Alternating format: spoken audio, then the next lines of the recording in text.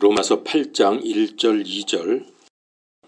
그러므로 이제 그리스도 예수님 안에 있는 자들에게는 정죄함이 없나니 그들은 육신을 따라 걷지 아니하고 성령을 따라 걷느니라. 이는 그리스도 예수님 안에 있는 생명의 성령의 법이 죄와 사망의 법에서 나를 해방시켰기 때문이라. 아멘. 모든 사람에게 죄를 해결해야 될 가장 첫 번째 이유는, 그리고 가장 중요한 이유는 구원을 받아야 하기 때문입니다. 그리고 기존에 믿는 사람들은 은혜를 받아야 하기 때문입니다. 그래서 죄 문제는 신자 불신자 간에 관계없이 가장 먼저 가장 중요한 해결해야 될 문제라고 하는 것을 꼭 알아야 하겠습니다.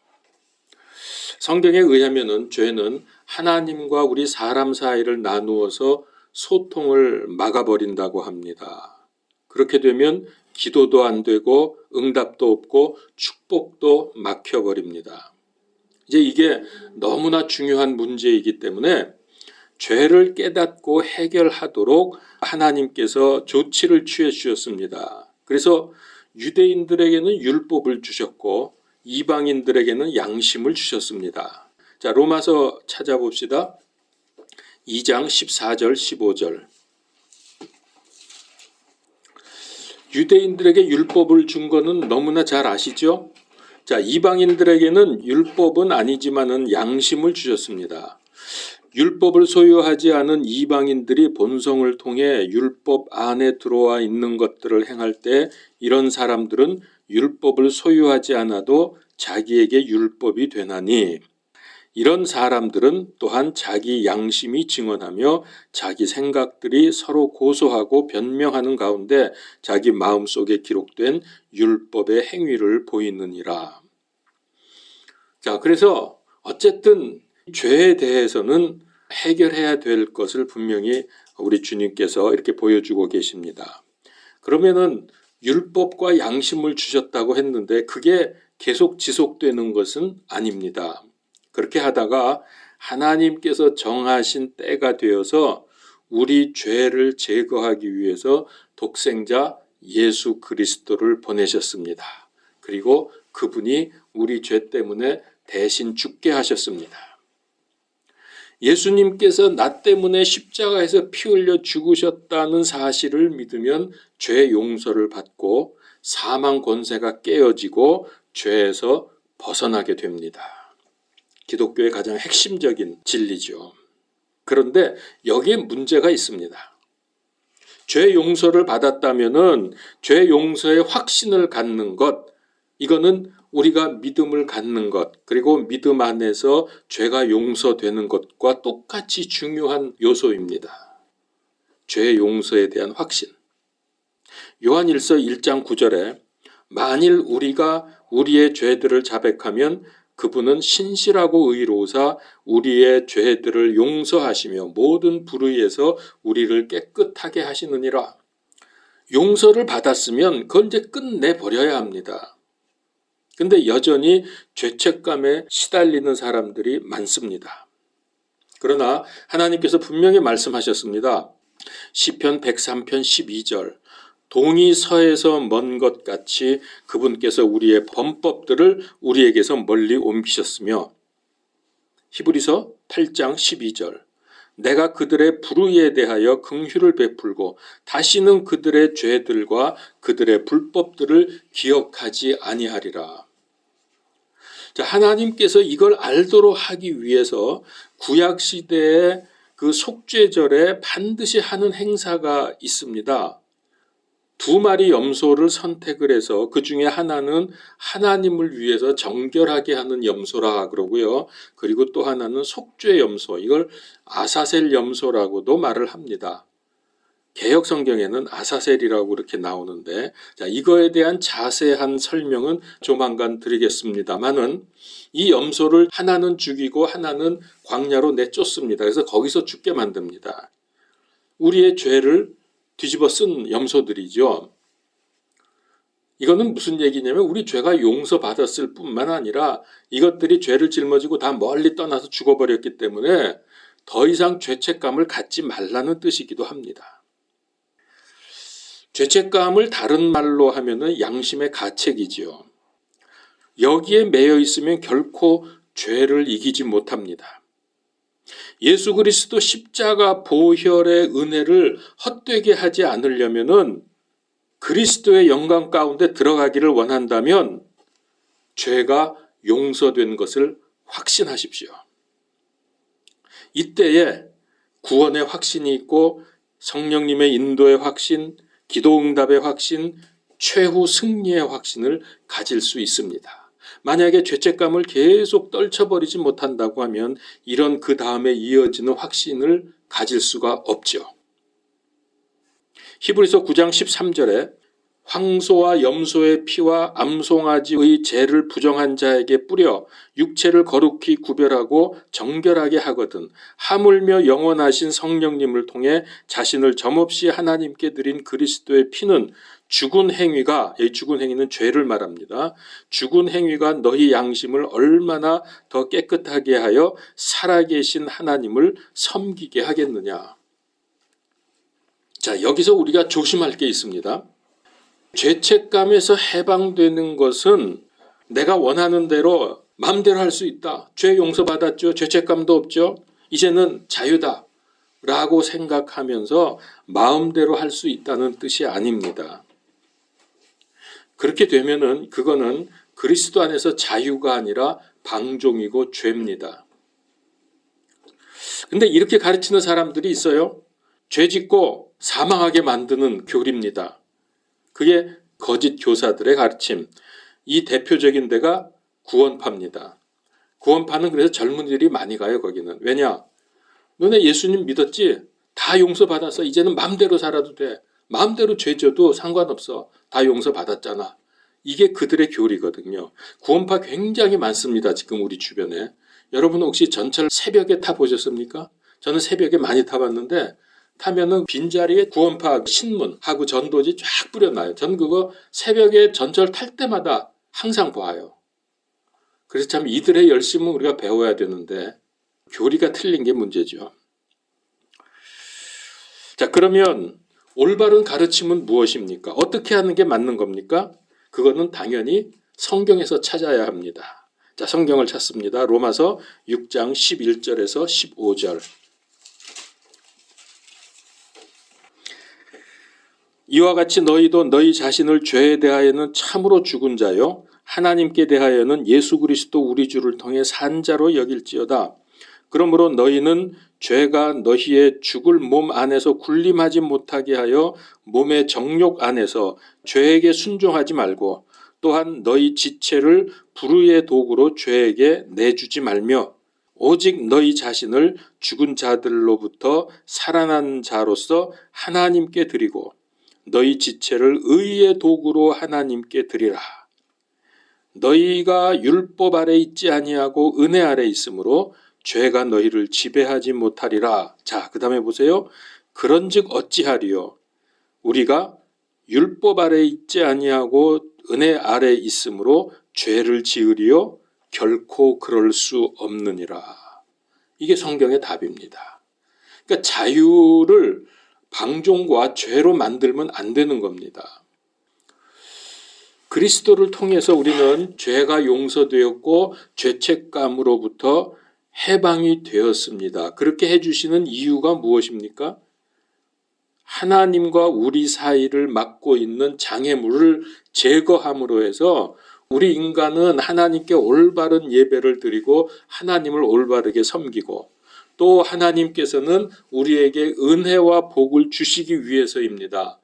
이게 통로가 열려야지, 길이 열려야지 이게 오고 가는 길이 생기는데 우리는 예배로 주께 영광 돌리고 하나님은 우리에게 은혜와 복을 주시고 근데 이게 죄가 막고 있기 때문에 이 막혀있는 것을 열기 위해서 우리 주님께서 이 세상에 오신 것입니다. 할렐루야. 얼마나 감사합니까? 근데 이것만 제대로 열리면 다 된다니까요. 이게 안 열려서 문제예요. 그래서 죄가 제일 우리의 방해물입니다. 다른 게 아니에요. 죄가 용서되었다고 해서 다시 말하지만은 방종은 금물입니다. 자, 그러면 죄책감에 대한 이해와 해결을 성경에서 찾아보아야 하겠습니다. 죄책감은 하나님과의 교제뿐만 아니라 이웃과의 교제도 어렵게 만듭니다. 죄는 다 용서됐는데 계속 그 죄책감에 시달리고 있으면 그게 큰 문제라는 거예요. 오히려 그게 죄가 될 수도 있어요.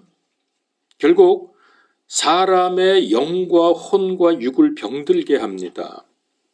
죄책감은 죄를 해결해 주는 역할을 합니다. 그러나 그게 지나치면 고통에서 벗어나지 못하게 합니다.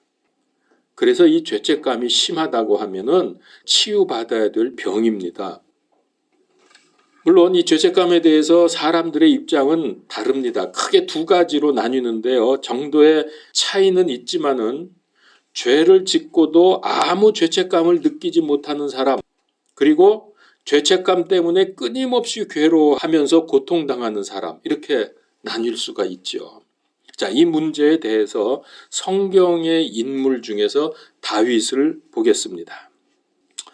우리가 잘 아는 대로 다윗은 메시아의 예표이기도 하지만은 보통 사람들 입장에서 볼 때에 그렇게 악한 죄를 짓기도 쉽지는 않습니다. 보통 악인이 아닙니다, 이 다윗이. 동시에 또 다윗만큼 죄에 대해서 괴로워하면서 통회자복하기도 쉽지 않습니다. 자, 그래서 이제 다윗을 보면서 우리와 연결을 시켜야 합니다.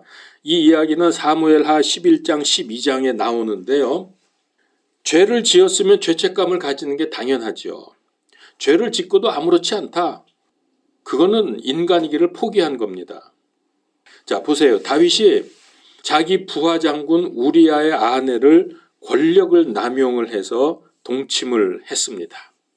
근데 밧세바가 덜컥 임신을 하니까 본래는 그냥 그렇게 해서 끝내려고 그런 것 같아요. 왜냐하면 우리아가 전쟁터에서 돌아왔을 때 자꾸 네 집에 가서 하룻밤 자고 나와라 자꾸 이렇게 한 걸로 봐서 그렇게 해서 끝내려고. 그렇게 하면 임신한 것을 뭐 지금처럼 유전자 검사를 할 수 있는 것도 아니고 그렇기 때문에 죄를 가릴 수 있다고 생각을 한 거죠.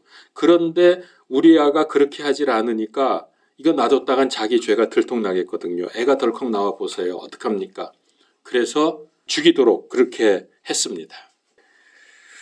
그러니까 이 죄를 덮기 위해서 머리를 굴린 거죠. 이 남편을 전쟁터에 보내서 죽여버리고 부인을 빼앗아 버립니다. 그러니까 간음죄에서 끝날 일을 살인교사죄, 살인죄, 무마죄를 저지른 가정 파괴범이 되어버리고 말았습니다. 여러분 보통 사람이 이렇게 못하잖아요. 아무리 특별한 깡패나 이상한 사람 아니면 어떻게 이런 죄를 저지를 수가 있습니까?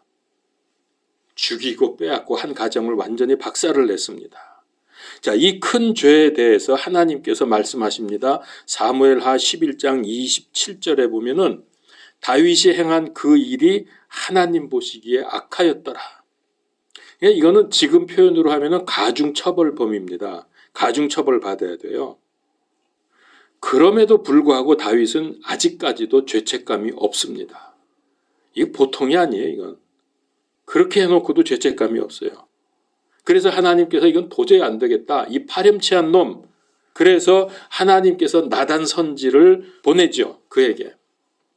그렇게 해서 나단 선지를 통해서 네 죄를 알렸다. 이렇게 하면서 선포를 했더니 다윗이 그때야 얼마나 중범죄인인지를 깨닫게 됩니다. 드디어 그는 자기 죄를 깨닫고 시인을 합니다. 그래서 사무엘하 12장 13절에 보면 내가 주께 죄를 지었노라 하면서 철저하게 회개합니다. 그러면서 다윗이 지은 시가 있습니다. 그 시가 시편 51편입니다. 1절에서 3절만 읽죠. 단은 너무 많으니까. 거기 51편 그 서문에 그 지문에 뭐라고 했습니까? 악장에게 준 다윗의 시, 그가 밧세바에게로 들어간 뒤에 선지자 나단이 그에게 왔을 때 지은 시, 그렇게 되어 있죠. 이게 바로 그때입니다. 나단으로부터 책망을 받고 거기서 화를 낸 게 아니라 그는 무릎을 꿇었죠. 자, 뭐라고 했나 봅시다.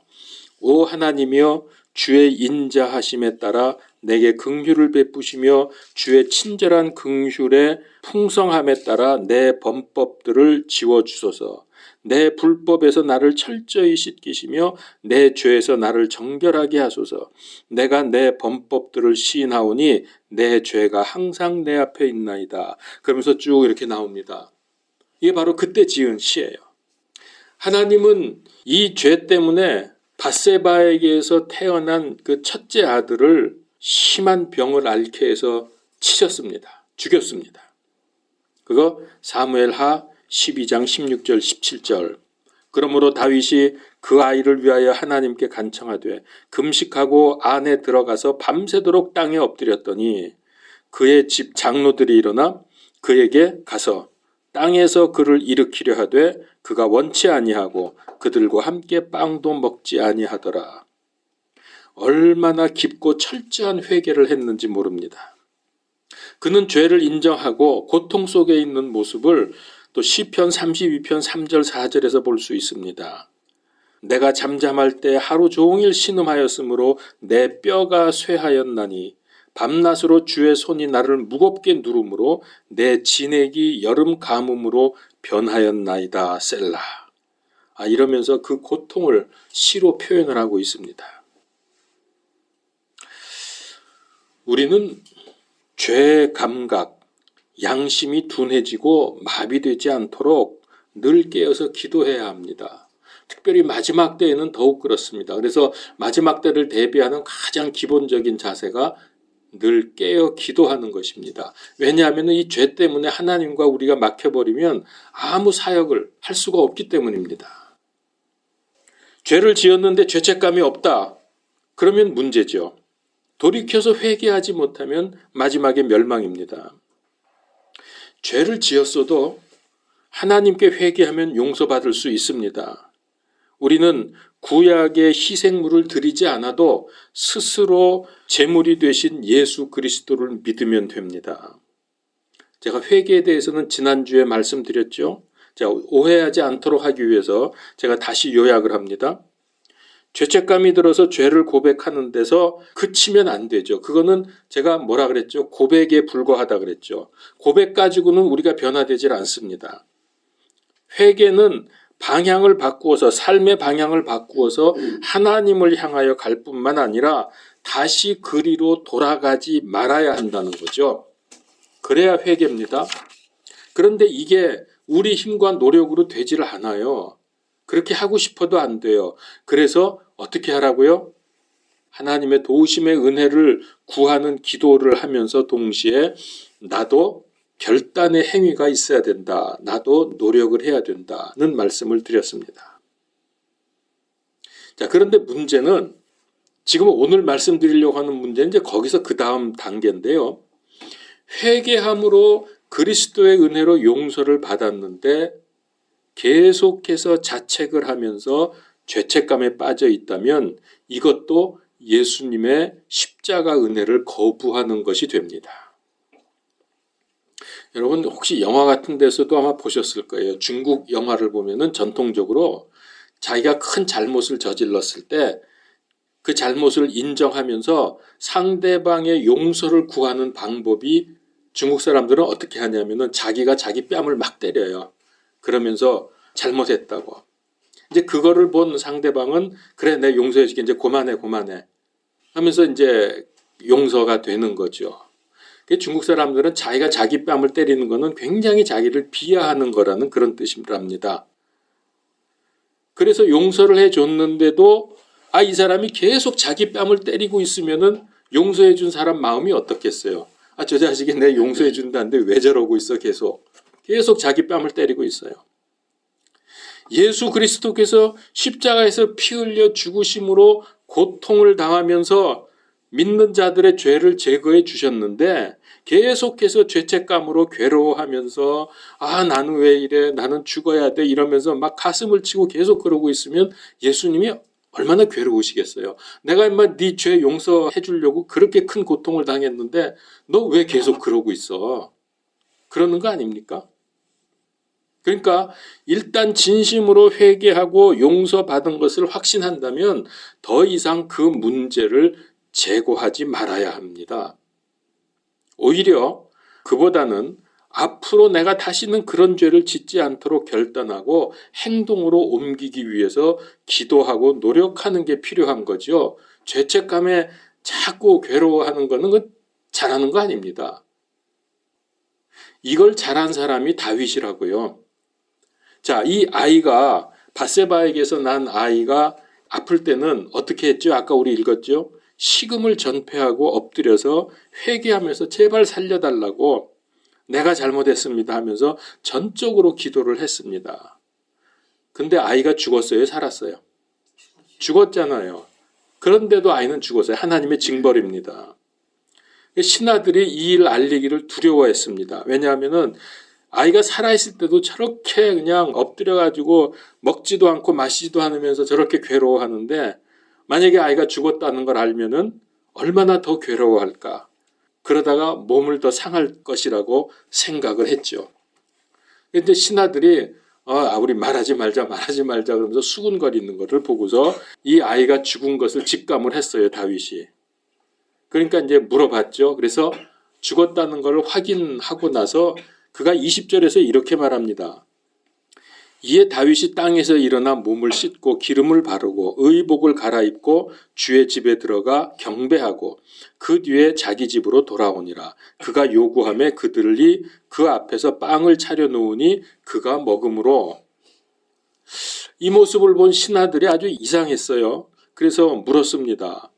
그랬더니 다윗이 이렇게 말합니다. 22절 23절에 아이가 아직 살아있을 때 내가 금식하고 운 것은 내가 말하기를 혹시 하나님께서 내게 은혜를 베푸사 아이를 살려주실지 누가 알리요 하였기 때문이거니와 지금은 그가 죽었으니 어찌하여 내가 금식하리요 내가 그를 다시 돌아오게 할 수 있느냐 나는 그에게로 가려니와 그는 내게로 돌아오지 아니하리라 하니라.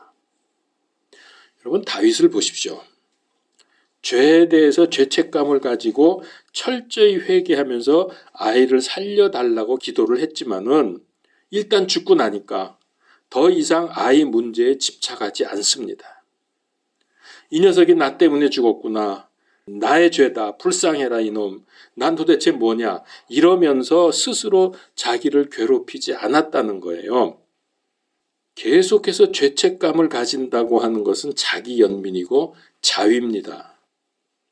그 하나님 앞에서 옳은 게 아닙니다.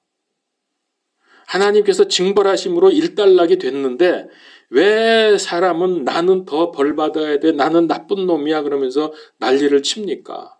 그러면 안 돼요. 그래서 다윗은 정확하게 딱 끊어버리고 일어났습니다. 하나님의 죄의 용서를 확실히 믿고 하나님 향해서 다름질하는 미래지향적인 생각을 하는 게 성경적입니다. 다윗이 제가 처음에 말씀드렸지만 누구보다도 악한 죄를 저질렀지만 용서를 받았고 그것이 끝났다는 확신이 들자 엎드렸던 그가 벌떡 일어났죠. 바로 이겁니다. 자, 우리가 예수님을 믿게 되면 누구나 느끼는 게 있습니다. 진짜로 믿으면 교회 다니는 게 아니라 그것은 죄에 대하여 민감해진다는 겁니다. 전에는 죄인 줄 몰랐고 알았다고 해도 그 별로 심각하게 생각을 안 했는데 예수님 믿고 나니까 그게 얼마나 큰 죄인지 그걸 알게 되는 겁니다. 민감해지는 거예요. 바른 믿음 생활을 하려고 하면 할수록 죄에 대해서 민감해집니다. 영적 생활 하기로 이제 결심을 하고 하나님 앞에서 늘 말씀 기도 생활을 하는데 어떻게 하다가 못했어요? 좀 소홀해졌어요? 그게 또 가슴이 아파서 죄로 고백을 하게 됩니다. 그게 그만큼 민감해졌다는 거예요. 심지어 죄를 짓지 않고 죄에 가까이만 가도 고통을 느낍니다. 왜 그렇게 되냐 하면은 이유가 있어요. 성령님께서 말할 수 없는 탄식으로 나를 위해서 중보하고 계시기 때문입니다. 로마서 8장 26절. 죄에 대해서 민감해졌다는 것은 그만큼 영적으로 성숙해졌다는 뜻입니다. 그러나 죄에 대해서 민감해졌다고 죄책감에 계속 시달리는 것은 아닙니다. 오히려 그 반대입니다. 왜냐하면 영적으로 성장할수록 죄에 대해서 민감해지지만은 예수 그리스도 십자가 피로 깨끗하게 할 수 없는 죄는 없다. 이게 분명해지기 때문입니다. 해결된 죄책감에 눌려 있다는 것은 우리에게 어떤 면에서 영적으로 낭비입니다. 영적인 힘이 낭비되는 거예요. 그럴 필요 없습니다. 여러분, 혹시 죄 짓고 슬쩍 넘어가려고 하고 있습니까? 혹시 회개기도 했는데 용서의 확신이 없습니까? 혹시 그리스도 피를 힘입어서 죄 용서를 구했는데 계속 죄책감에 시달리고 있습니까? 결론적으로 오늘 말씀의 근거에서 한 구절을 굳게 붙들고 놓치지 마십시오. 내가 그리스도 예수님 안에 있다면 오늘 본문 말씀 로마서 8장 1절 2절 말씀이 그대로 성취가 됩니다. 왜냐하면 하나님의 말씀이기 때문입니다. 자, 뭐라고 했습니까? 그러므로 이제 그리스도 예수님 안에 있는 자에게는 정죄함이 없나니 그들은 육신을 따라 걷지 아니하고 성령을 따라 걷느니라. 이는 그리스도 예수님 안에 있는 생명의 성령의 법이 죄와 사망의 법에서 나를 해방시켰기 때문이라. 아멘.